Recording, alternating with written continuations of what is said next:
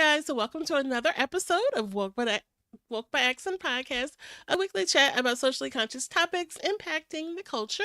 We are happy to have our most favorite co-host, Sambaza, host and creator of the Sambaza Podcast. He is a three-time nominee for Best African Diasporan Podcast by the APVA. He is from the Republic of Kenya in East Africa, and his podcast has been featured on Jollof Radio Media. And he was most recently, a presenter at the 2024 Afros and Audio Podcast Festival. Welcome, Sambaza. Thank you, Jen. I'm here. How are you doing today? Hanging in there pretty good. All right. Good to see you. All right. Yeah, so I guess we're past our travel mode on the last time we were talking about travels, but you have some upcoming travels coming up. Yeah, in January, I'm supposed to be doing the Pichacucha at the Podfest movement in Orlando, Florida. I got the chance to be there for this time. This will be my first presentation, and I'm hoping to knock it off and be great. And this is at a podcast festival, or what is this exactly? Yes, it's a podcast festival that I'm going to be at. Okay, and kudos on that. And you said it's called what again? It's a Podfest movement. It's called Pichacucha, which is means chit chat. Pichacucha, it means chit chat in Japanese. So you got 5 minutes, you have 20 slides, and you have to roll all those 20 slides within those 5 minutes. Okay, nice. So, good luck with that. Oh, That'll be at the top of the new year, right? yeah, can you imagine that? That would be awesome. Yeah, definitely a fun way to begin the new year. So we'll bring it up again as we get closer. Maybe you can give a sneak peek at some of your visuals or something like that. But Yeah, yeah, okay. yeah. I'm coming up with what I need to do, the slides and everything, and then yeah, the topic, everything will be ready by then. Awesome. Well, we have a great show for you guys. Again, we do have a special guest, and we will be talking about the entrepreneurial journey. We've mentioned this before, a few episodes back, and had a small business owner, but we definitely advocate for our small business owners, and so we definitely want to revisit this topic and talk more about it. Being a small business owner ourselves, in addition to all the things. Um, something that, definitely I feel is important. Thoughts about today's show and Um, our guests? Well, what I'll say is today's show sounds like it's going to be one of those episodes where we learn how to incorporate, small business into a part of our lives, and also how to start off businesses and how to engage with our clients and taking the leap. Remember a couple of episodes ago, we talked with somebody who took a leap of faith. I think this is one of the things that we're going to experience today and listen again, having the leap of faith in terms of making that jump from corporate to having your own business. Definitely. So I'm really excited to hear more about that because, it's not an easy thing to take that leap. So, as we approach a new political climate and New Year's coming, let's have these conversations. So I'm here for it. And with that, we will introduce our guests. So our next guest is a gentleman from Texas, and he is the CEO and managing partner of Veteran Home Security, a veteran-owned company dedicated to protecting homes and providing peace of mind. After a successful career in corporate America, our guest made the bold move to start his own business. So he is here to share about his journey from corporate life to entrepreneurship and what inspired him to start this business. And also, he will touch on the values that drive his success as a relatively new business owner. So we are excited to hear about our next guest, whose story is one of resilience, vision, and a commitment to making a difference. And with that, Reggie King. What's going on? How you guys doing today? What's up, Good. Great. Jen? What's up, Welcome. Sambaza? How's the day? Oh, Great. it's been great. Excellent. Nice to have you here. Nice to have you here. It's been a long time coming actually, because we had It's been a asked you, long time, man. It's been a long time. and we kind of caught up. One thing we got to get out of the way is Reggie. For all you guys who are out there that are listening and watching, we used to work together. He's going to tell us where we used to work. He's going to. I'll let him say all that. And Okay. yeah, we were catching up right before the show, and it was really, Okay. really nice. So we'd like to welcome you, and we formally want to thank you for your service to this country because you are a Absolutely. veteran. So happy belated Veterans Day to you. And so we'll start off by you telling us about a little bit about yourself and what motivated you to take the leap of faith. All right. Thank you. Um, Thank you. Thank you. It's an honor that you guys have me on this podcast. I like to start off with, of course, like you mentioned, is belated Veterans Day. The SBA has already claimed this week as Veteran Small Business Week. So if you know any veteran small business owners, just get out there and support them. We're trying to do our thing, and we're trying to do it with the confidence, with the high integrity that we serve the country for, with at the same time. So definitely go out there and support your small businesses that's owned by veterans and minorities and anyone who's just going to jump on this leap of faith, like you said, making that mental mind shift and trying to get out there and make things happen for their family. So um, just wanted to put that out there. Me, of course, I'm Reggie King. I'm originally from Newport News, Virginia. Okay. Spent some time in the military, 4 years.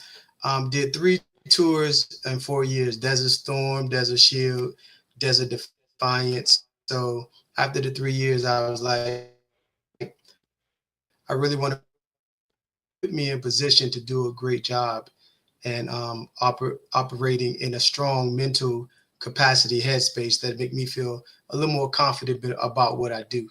Can you guys still see me? Yes. yeah. Okay, it seemed like the camera was changing a little bit. It kind of threw me off, but yeah. So literally, I tell a lot of people that the military saved my life. In the sense why I say that because where I grew up, there was a lot of crime, hustlers, drug dealers. All of that comes with an inner city um, type of environment. And being an inner city youth, you are open to all those things at all times. So literally, when you're molded by the streets, that's all you think about is just negative things, how to get over on people, and you never really see the light of owning a small business or being successful or raising a family. So when I joined the military, it was basically just to not be another statistic, right? But I didn't know how it was going to open my eyes and connect me with people that I could never imagine communicating with or doing life with that I still communicate with right now. So after I got out the military, I went to college, was able to land a good corporate job at Intel when I was 23 years old. So that was a strong experience when it comes to business. So I already got my true business mindset and corporate mind state from that job as well, as far as from how you train people, how you learn, how you communicate with people, how you take notes, how you follow up your after action reviews. And I was just learning these things like 23, 24, 25, and thinking that every company operates like this, right? Not knowing that when I left, that I was leaving one of the best jobs in the world, you know, in a sense. So my whole life, I always wanted to duplicate that whole feel of being accepted, being yourself in a work environment. That was one of my motivations as well. And I always like how things come from nothing to something. I've always been fascinated by growth. Um, I love to hear people's stories, and I always wonder what will my story look like when I get older. So I'm still working on mine, but just to get back, after Intel, I did some field engineering for Nortel Networks for a couple of years. After that, I did a small business for contracting, um, which was really fun. I learned a lot about running a small business, and I got into the structural wiring industry, which was really new at the time. And then I ran the business, a really pretty good business for 4 years, and then a recession hit, right? And then once the recession hit, my business just started going down. I wasn't making the money I was making. I wasn't getting the contracts. And so I kind of like took it personally, thinking it was me. I was a failure. I wasn't able to do all the things it take to run a successful business. So the Lord blessed me. I was able to wrap up all of my contracts, high integrity, finish everything you start. And then I was able to sell my house and move from Virginia and start a fresh start in Texas, and which was a blessing as well. And that's where me and Sambaza's path crossed. I got hired at Verizon in 2006, um, still with the entrepreneur mind state.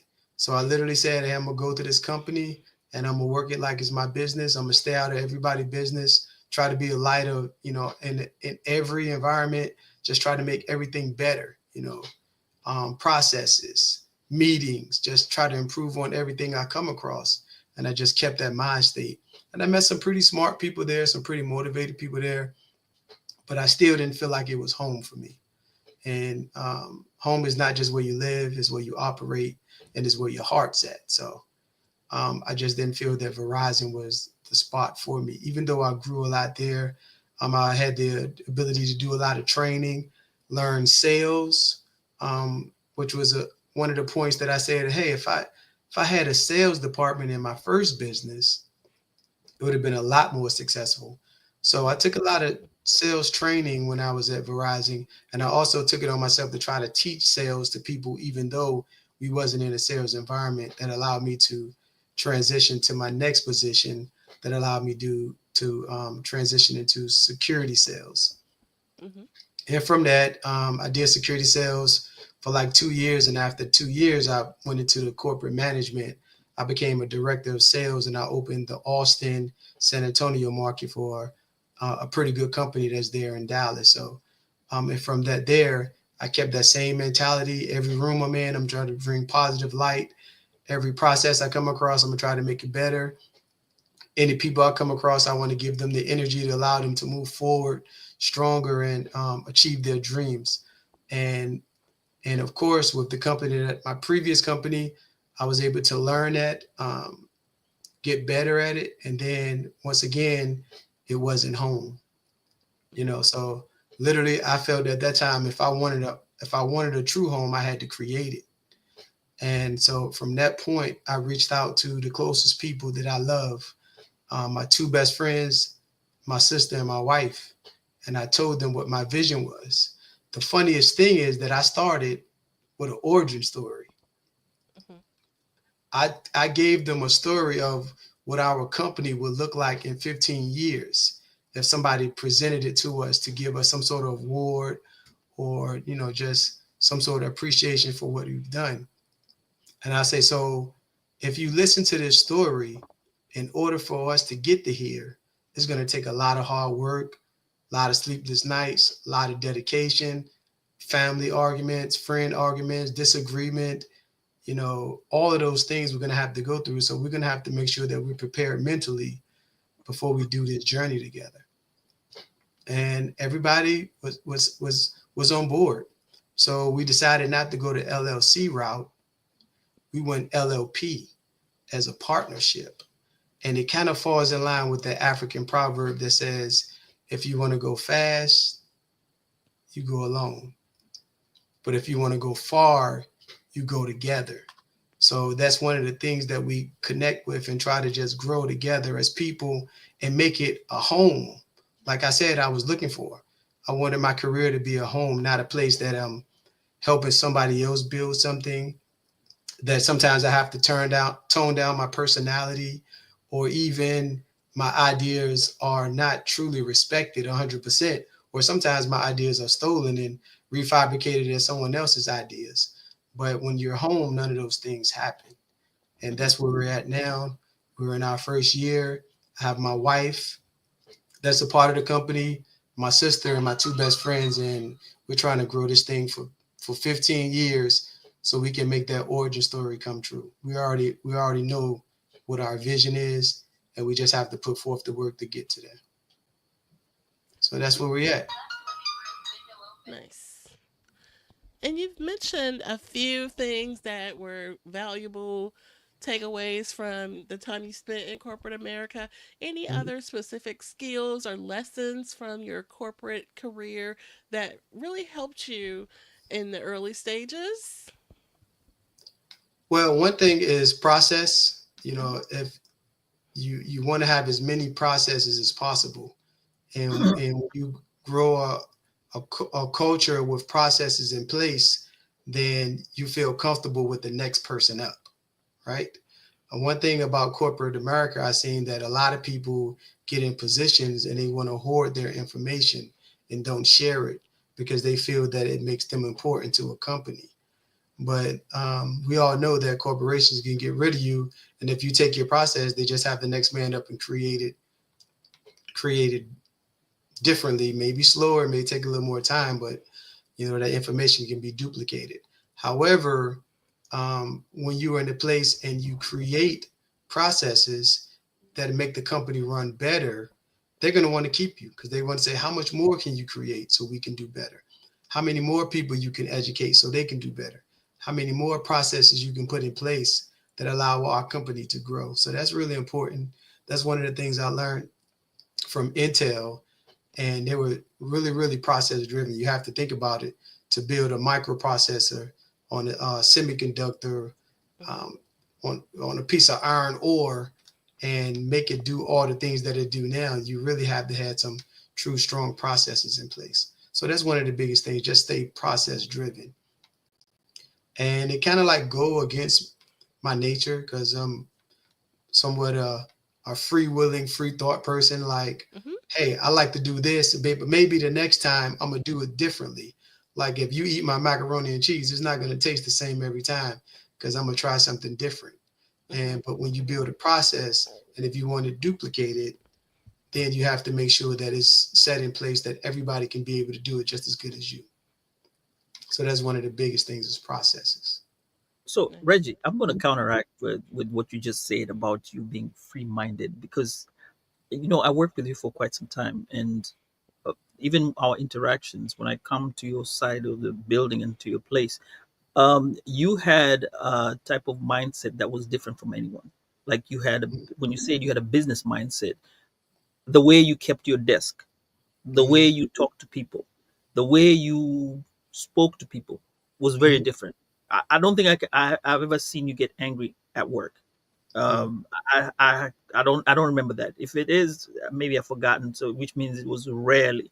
Yeah. Um, so which begs the question regarding your mindset. How was your mindset since moving from a structured corporate environment, which, it was always 8 o'clock. You come in, you start your work, lunch is at 10, whatever, and everything is structured to a way that there was there was really no room for you maneuvering anywhere. And then you get into this unpredictable stuff of entrepreneurship, even though you had started before, but you now Right. had been ingrained in this culture from this company, this telecom company, and then now you get back into it. How was it? How was your mindset then when you shifted out? Well, it was all still the same. Like when I was with companies, work it as if this was my company. So that mind state has always been that. Like even like if you give me your car, I'm just gonna drive it like it's my car. I'm gonna give it 100% respect. I'm gonna give it back to you better than you gave it to me. I'm gonna clean it out. Probably fix your cigarette lighter if it's broke. I'm gonna fill it up with gas, and then when you get it back, you're not gonna mind allowing me to use it again. So by having that mindset in corporate America, you take that extra mile for you, but they're going to benefit from it. So as long as you have that mindset that you're going to take that extra mile and do the things that other people won't do, and it's real easy. Corporate America make it so easy to go that extra mile. All you have to do is just spend an extra hour reading documents, using all their resources, connecting with people that can help you go further, and then know where you want to be at. Corporate America make it so easy to be successful, and that's one of the things that a lot of people don't realize, that the templates has already been built. But like I mentioned earlier, I'm always the person that want to try something different. So I want to approach a phone call different. I want to approach a project different from the customer's point of view, not from the market value or the profit margin point of view. So different things like that allow you to bring, or me to bring, different ideas to any conversations that I'm having with management or to the big wigs that's coming to town. You feel comfortable with it because I would say, if this is my company, what would I want? You know, and put it in a position that, hey, this guy really care about the company, versus, since I work here, y'all should do this for me. It's a total different mind state, right? And then you build those relationships afterward. Then you have people sending you emails asking you to do things that they don't even ask their managers to do. You know, so you're doing special projects because people believe in you, because you're working that company, inside that company, with that mind state that is your company. So I think that was one of the advantages that I had and that I still try to carry, because that discipline still has to be twice fold now. Like now, I go to work, I know I got to be there at 8 o'clock, um, at Verizon, and if I'm there at 8:15, oh well, they're just gonna probably write me up. But now, if I miss a meeting that I'm supposed to be at 8 o'clock, it can change the trajectory of my whole business. You know, like I could be meeting with somebody who can literally feed into me, that's going to make me go in a path that's going to allow me to grow 3 times fold. You know, so the consequences are 3 times larger, and you work 3 times harder. Most people say, hey, I want to start my own business so I can be my own boss and I can do whatever I want to whenever I want to. That's not the case, you know. And I think working at Verizon like we did, they prepared us for that, because they allowed us to set our schedule by doing overtime and double time, and building things, building your work ethic. So that's one of the biggest things that I got. You know, like working and say, hey, yeah, we got some extra days you can work. All right, I'm gonna work it, and I'm gonna work it just like this business is mine. So you don't have to worry about me disrespecting customers. You don't have to worry about me disrespecting the process, interrupting or disrupting the building, in a sense that, um, even though I set off the fire extinguisher one time by mistake, by burning some toast, and everybody had to clear the building. That was funny. That's a good story. We had to talk about that another time. But um, yeah, other than that, I just want, create a harmonious work environment that everybody feel real comfortable in. So I know my answers are probably a little long, but I'm just excited when people ask me questions and I get to No, just no, no, share how no. I feel, man. Just we want to hear that, and I'm sure our listeners and our viewers would want to hear that, because if it's a short answer, it doesn't really give the meat of the meat of everything. You want to get the whole scenario, and we appreciate Right, that. right, right. Well, I'm Hmm. glad you didn't get a fire. It would have been some couple of days off. Yeah, yeah, yeah. So the water came down, the fire truck came, and everybody trying to figure out what's going on. And I'm like, God, man, I left something in a uh, toaster. It's all good. Nobody got hurt. yeah, Yeah. glad. Yeah. Hmm. Hold on, Jen, you on mute. There we go. Thank you. Hmm. And so you are, from my understanding, you are a fairly new business owner. Could you share about some challenges that you've experienced in your process?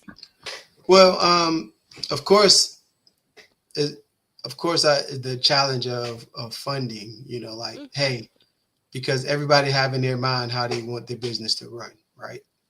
But the chicken, egg, chicken, how is it going to come? So of course, when you self-funding the first year, you're not going to be able to do all those things that you want to do, so you have to wear a lot of hats. You have to know, you're going to be your accountant, you're going to be your marketing, you're going to be your R&D, you're going to be your manager, your operations manager, all those things in place. So that's why I was really excited to come in with a team, so they can lift that load for me, so I won't have to do as much. Pretty much, like, processes are important. I create a process, pass it on to them, allow them to run with it. So one of the biggest challenges is just funding to get into the place that you want to get to as quick as possible.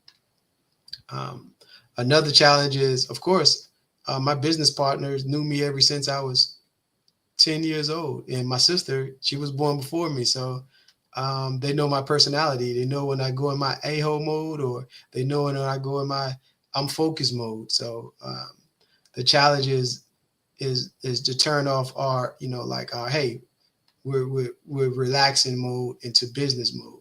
That's one of the biggest challenges, because we can get thrown off course really quick. We'll have a conversation about how we're going to build our marketing plan next week, and somebody say something that reminds us of something we've seen in high school, and then we're just went down a rabbit hole talking about high school for 35 minutes, and we got like, hold on, let's get back on track. So, but that's home. That's what I wanted to create. So even though it's a challenge, is that's what I asked for. Somewhere that I can feel comfortable, um, and be able to be myself. So that's one of the challenges as well. And then also the challenge is when you are competing with people who've been in the marketplace for over 40 years. How can you penetrate this marketplace and make your presence? Just to say on that, we did the Veterans Day Parade in San Antonio this past weekend. We volunteered for it because that's a part of our mission statement, to give back to veterans.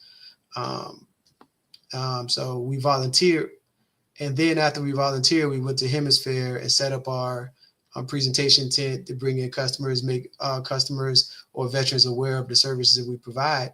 And as we was walking there, it was a guy with a hard hat on and a vest working on the streets, right? And the dude read it. He was like, "Oh, Veterans Home Security." And one of my business partners said, "Yeah, you heard of us?" And he was like, "Yeah, Reggie. He's a cool guy." And I'm like maybe 10 steps in front of them, and I turn around and I'm like, that was an amazing feeling, right? Right. It was an amazing feeling that, I've been doing this for a year. Now my brand is getting out there, that somebody recognize it and recognize me as an ambassador to my brand, and can tell somebody a part of my team. So I went back, gave him a hug, took a picture with him, threw it on our social media. And those are the things that's going to be really heartfelt as you grow your business. And I just thought, I was like, man, I can imagine how, um, just think of some small business that came to a big business. Um, don't really want to throw out the big names, but let's just say somebody like um, Damon John, right? You know, Mhm. for Fubu. You know, Mhm. just imagine how he felt when he's in his bedroom drawing up different clothes and different ideas and T-shirts, and next thing you know, somebody you go to Times Square and somebody got on your shirt and you don't know who they are. It's that type of feeling. So Mhm. I'm ready to welcome that. That's growth, and like I said earlier, that's one thing I love. I love watching things grow. That's what's up. Uh, Mhm. you were talking about funding as being one of the Mhm. challenge, and I'm really interested in you expounding on that because I'm pretty sure somebody out there who's trying to start a small business. I know people close to me who want to start a business, and um, there's this notion that America, or I've heard this on a clubhouse room where people are talking about it, and people are saying, America loves small businesses, but Mhm. Mhm. small businesses could be from anywhere, and there's a difference between black business and there's a white business, where you now have to differentiate sometimes regarding what kind of funding you would get. As a black business owner, let's go from there. How Mhm. has funding been for you, and what are the channels that have assisted you in trying to get to have ample funding to Mhm. to start off the business? And also, if you can explain about the LLP, how how easy it is to start an LLP, and how the process will be. Two Right. part. So start with the funding part at first. Of course, when within your first year, everybody wants to see what you're gonna do, right? They want to see your processes. They want to see how you operate. They want to see your business plan. They want to look at your numbers, your profit, loss margin, all those things, right? Within your first year. So within your first year, um, your goal should be just making sure your books are right, right? Making sure that your story is strong, and making sure that your pitch is really good, because the better you pitch, the better you're going to get funding. So that's one of the biggest things. And there's a lot of other companies that's out there that can help you with funding within your first year, like the People's Fund. which is really good. Is a Texas fund group that can help you as well, and they literally have a lot of good stipulations in place. But one of the things they kind of like didn't allow us to do it is that they wanted everybody in your partnership to have a job, you know. And I always thought that was kind of like contradicting. If you're going to start a small business, why you want me to be working and having a business at the same time? So it that didn't really make any sense. And all of our partners then wasn't employed, they're retired, military retired. So it was just hard for us to establish that.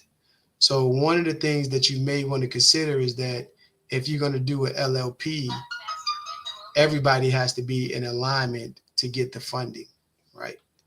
But when you do an LLC, only the primary LLC proprietor is responsible for the funding, for like the people's fund.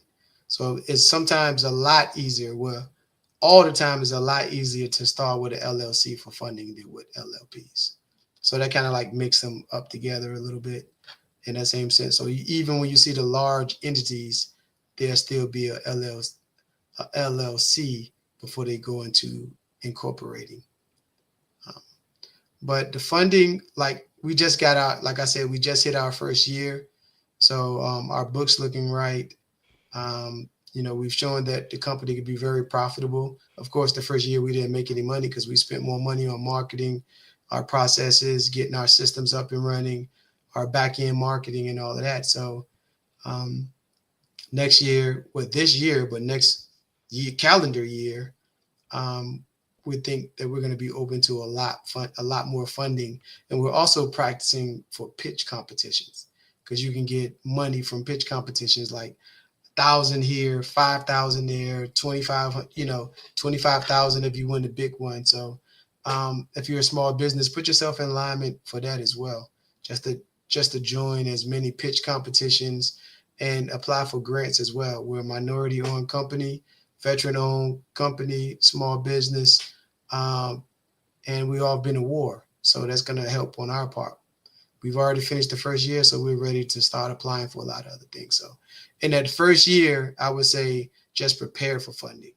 The second year, start acquiring funding and grants and pitch competitions. And then that third year, you'll definitely be prepared to get money from the big wigs if you've done everything right in your first 2 years. So we shouldn't be starting by going off on a loan from a bank, or you have to have at least some money to fund your business. To Right. is it 6 months or a year? Which one do you prefer? I know they say Well, 6 months. When you go to business school, they say 6 months.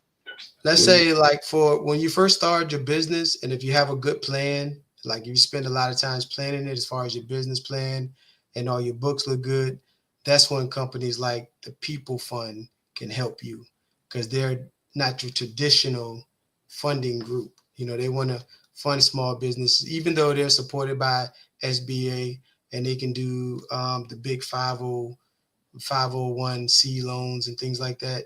They still want to give you the ability to start off by having some sort of revenue to work with. okay, okay, great. That's great. And this is now interesting. Now we're going to go into the political climate right now. Right. Um, All you right, know, now watch yourself. I've heard people that lost friends in the past week over this. yeah, I know. We had a show about it. We Uh were huh. pretty mid. We're midway. We're kind of in between. We Hmm. try to keep it. Look at the positive.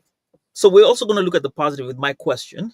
It's not going to be as loaded, but are there any particular things that concern you as a small business owner? And are you optimistic about the change of the government? Now that's where it becomes a bit loaded. Well, when it comes from the business aspect, we're in the presidency seat next year. We're going to have a businessman, right? You know, when it comes to ethics, everybody have their opinion about how they feel about the guy. But from a businessman point of view, people in business always looked up to him before he decided to run for presidency, right?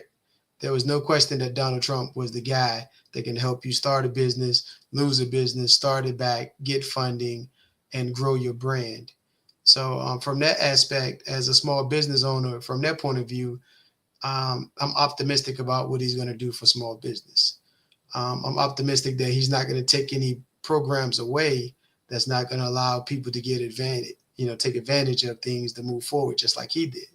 You know, so I'm optimistic from the business point of view. Um, from the social point of view, Trump is Trump. He's always been Trump. He's always going to be himself. It's all about how his following is going to operate. He's not going to change how he operates. It's about how his following is going to change. Mm, And that can affect the climate more than anything. Anything that he put into place, the people around us, and how they feel about him being in presidency, again, is going to determine how the country is moving forward. mhm, Um, Oh, yeah, great. but as far as business and Hmm. small business, I think that he's going to move the ticker to a more positive climate for small business owners. Okay. Appreciate that. Appreciate that. Hmm. Yeah. and then let's see, Reggie, if you would share and give some words regarding others who may want to start a business. Maybe they're in corporate America and things like that. And, what advice would you offer? Oh yeah. So a business can be started at any particular stage of your life, whether Hmm. you 9 years old or whether you 75 years old, right? Just make sure it's something that you're passionate about, something that does have growth potential. And everybody won't see that growth potential, but if you see it and you can visualize it and you can share your vision with others, then that growth potential becomes true growth. So start off with finding something that you're passionate about. Make sure that you have a great mentor and plan to be a mentor yourself. In order to be a good mentor, you have to be a great mentee. So you have to listen, um, grab that knowledge, and then put it in place, utilize it.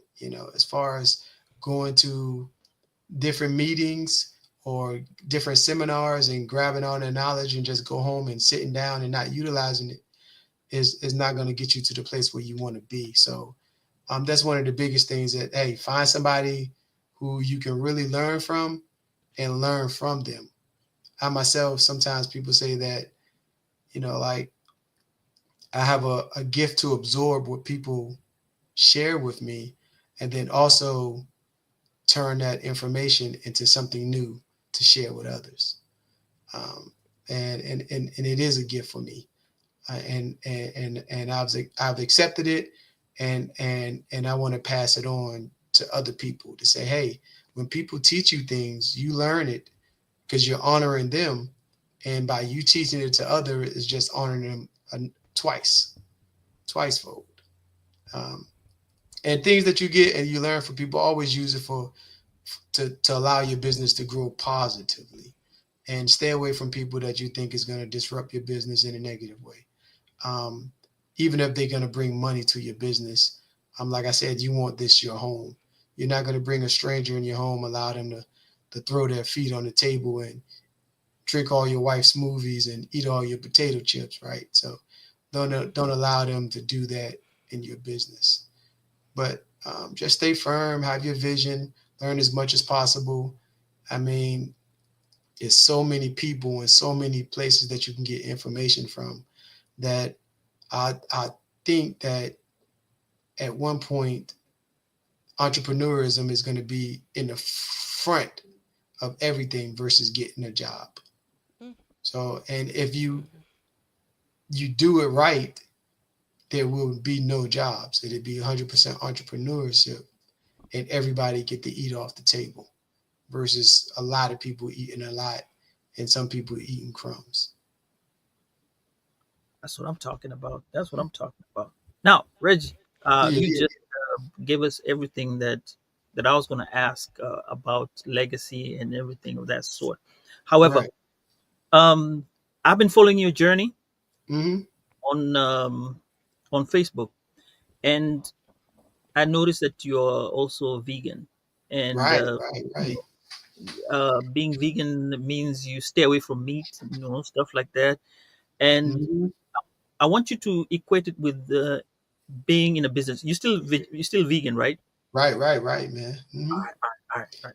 Now It, it has its challenges. hmm. So now, in terms of that, with the business, how do you keep yourself motivated in challenging times? Like when you see that steak and you're like, man, I gotta have that steak, and you're vegan and you're staying off of it, and this is a commitment you made to yourself, just like the way you make a commitment to a business. This is what I want to bring in profit. I need to wake up early in the morning and do this and this and that. Um, Hmm. Tell us about that. Yeah, and it comes down to discipline. I don't even think I mentioned that word through this whole podcast, but No, that's really, really, really, really important, as far as discipline and how you see yourself and how you want to be seen in the future. Like I've came across a lot of people that are like 75 and they can't move like they want to, right? And it comes from like the eating habits or indulging in other things as well that puts a lot of strain on your body. So I myself, I want to live a long time, as long as God's willing. But so I try to put things in place to allow me to do that.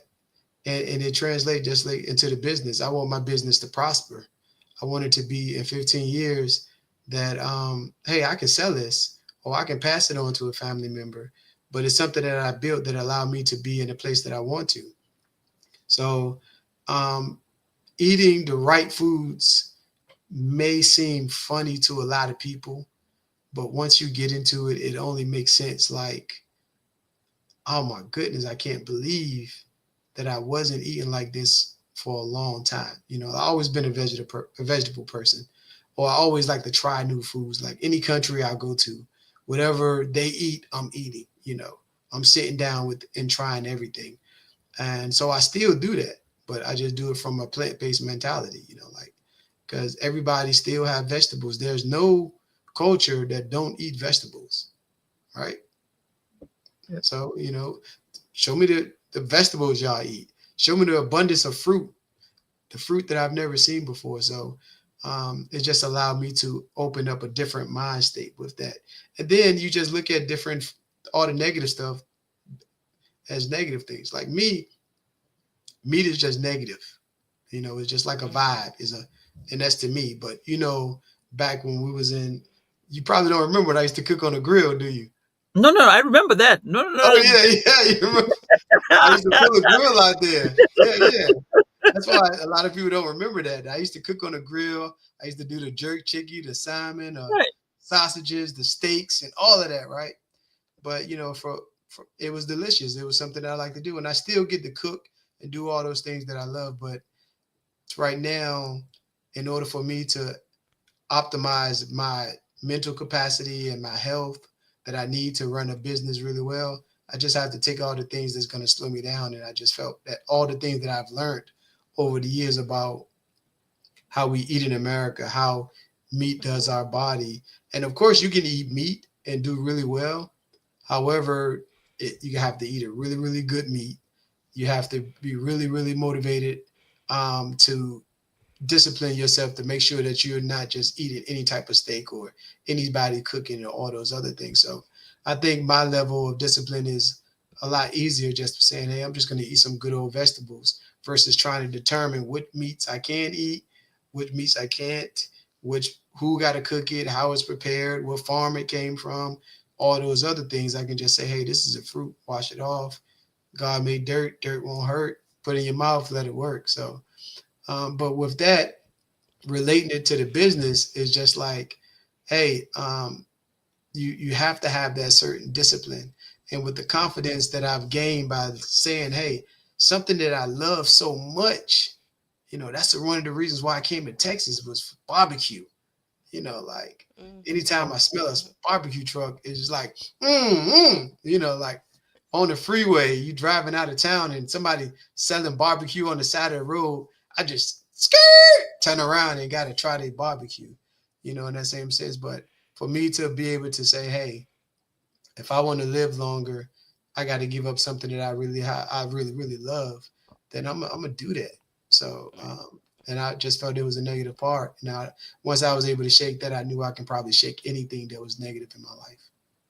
Oh, awesome, Hmm. awesome. Now we got a question here. Hmm. First of all, we got to introduce and welcome to the show Ed Campbell. Ed Campbell says, "Peace, family." The Hmm. next question he says is, "How important is detoxing? And are you familiar with duck flower? And how do you use to detox?" Oh, well, detoxing and fasting, all those things are really, really important. And you got to ask my wife, man. She's the one who choreographed how I eat, what I eat, and what I can prepare. But I never heard of a duck flower, but you can do a segment. I think you guys had a vegetable guy on, We Yeah, did. um, we had a vegan person on. vegan Maybe you person. can Yeah, come and so look. like, Check this out. We can invite your wife to come and tell us, or both of you can come in and tell us oh yeah, about your yeah, yeah, like, add that on to the segment and do a mhm, whole show about it, and then we can we can share the journey. You can share the journey with us. mhm. So, Yeah, but detoxing and fasting is really, really important. Like in October, I just did a I just did a 4-day liquid fast. Um, and I felt a whole lot better. Felt a whole lot yeah, better. So I uh, just drank water and juices, Hmm. right? And then after that, I just ate fruit for like another 2 days, and I just let my body allow me to do what it do. I really don't set things like I'm gonna fast for 21 days. I'm saying, hey, now my body feels good. Now, ooh, this peach or this pear or this strawberry is so delicious now compared to when I ate it 6 days ago. So it enlightens your senses of good food. And once you do that and you get your body running on a higher level, you just feel a lot better. You sleep a lot better. Hmm. You communicate a lot better, and you don't mind going to bed early. You know, because your body has done all it could do, and now you're just going to go to sleep to replenish so you can get up and do it again. So um, detoxing, fasting is really important, and I encourage everyone to at least fast one time. Even if you start off with like the spiritual Daniel fast, right? When you Hmm. just say, "Hey, I'm not going to eat any processed foods. Everything is going to be whole, and I'm not going to eat any meat for 21 days." And it's it'll change how you feel. In those 21 days, you'll definitely feel different, the- and then you just work from there. But I love vegetables, I love food, and I love preparing food. So it's funny that we got onto that because, like I said, I had some buddies over, my business partners, and other people would help us do our volunteer events, and I'm in the kitchen cooking for them the whole time, you know, and I'm preparing vegetables and I'm preparing food and I put it in front of them and they're eating it just like normal. And then I said, "Oh, you want some chicken? We'll just have to order that because we don't cook meat in our house, but we'll just order, you can order you some chicken, you know." But everything else, like my buddy said, I said, "What you want for breakfast, man?" He said, "I want some oatmeal." I said, "What type?" He was like, "I don't care." And he said, "The box ones, they got the flavors in it. Like, y'all got those?" I was like, "No, we do those ourselves. Let me grab this oatmeal, put it on the stove. You want apple and cinnamon? Grab the basket, grab the apple, peeled it, cut it up, threw it in the pot, threw a little water, a little oil in it, fried it, threw some cinnamon in there, and let it, Hmm. caramelize. Finish the oatmeal, threw it in front of them, put the apple cinnamon on top. That's your apple cinnamon oatmeal. There's no dry fruit or things like that. So it just Hmm. allows you to do things like that when you have natural vegetables and fruit in your kitchen. Hmm. You can just whip up. I can whip up anything that everybody buy that's packaged, um, and I've learned that over the 3 or 4 years that we've been vegan. That I can. Last night, guess what we ate? Fried mushrooms that taste like fish. You know, Mm. Mm. fried fish, mushrooms, and it was delicious. I ate it for breakfast, fish and potatoes. Well, mushrooms, Mhm. fishy like mushrooms. So um, we're really good at it. My wife make a great lasagna. I love pasta. Anything that you make, we can probably duplicate it. Went to a burger joint, sell Impossible Burgers. They had one that's called the Travi Patty. I went home, made some burger stuff together, duplicated it. Said I can make this at home. So once you learn and you just put, may take another 15, 20 minutes. Well, I think like the days on how I used to clean my chicken and clean my meat and clean my fish, Mhm. I'm winning on this side of on this side of the gate. So Right, right, mhm. right. Because So I we had have made, I comments. just ate chicken for a long time, for like hours, just getting all the fat out. Hmm, hmm. Mm. Yeah, Mhm. man. Yeah, that's Thanks an for that interesting. question as well, man. It's important that you eat and drink and you sleep so you Right. can be very motivated to do this business or any business that you want to do. Awesome, awesome. Now we got some comments here. Not Reggie, but Ed Campbell says the meat we eat don't eat meat. Shaking my head. So it's vital that we understand the source of protein. Protein isn't meat. That's true. And then he says, best pancakes I've had made from spelt made from spelt with fresh strawberries, blueberries on the top. Listen to me, so delicious. So LOL. delicious, man. So delicious. Like my wife can make some pancakes. She make like banana based pancake Mhm. with some almond flour and coconut flour and all those things. And man, it Oh yeah. delicious. So yeah, he's right. And there's a couple of books out there. Like one book I read called Proteinaholic. It just shows like that is a part of the culture now. Like when you go get your Chipotle bowl, or if you go to some of those places where they make your food on the line, they say, what's your protein?" And what they're literally saying is like, "What's your pig?" or "What's your cow?" or "What's your chicken?" But they just change it to protein. And I can say, no, I want some mung beans.